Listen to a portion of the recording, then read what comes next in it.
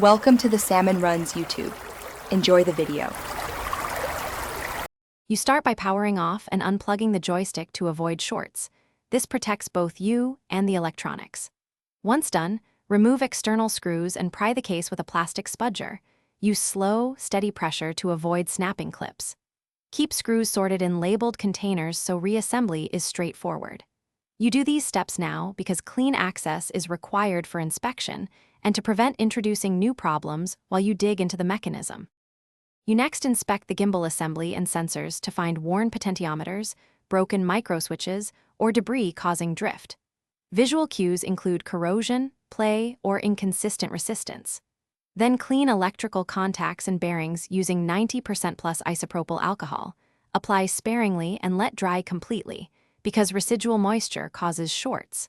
If components are visibly damaged, desolder and replace them with matching parts. You reassemble by reversing disassembly, seating cables and connectors firmly, and tightening screws evenly to avoid warping the case.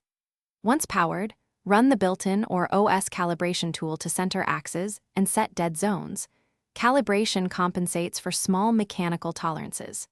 If you still see drift or intermittent inputs, make sure solder joints are solid and replace the entire gimbal module as needed. This fixes hidden fractures. Remember, if things go wrong, check wiring and cold solder joints first. They're common failure points.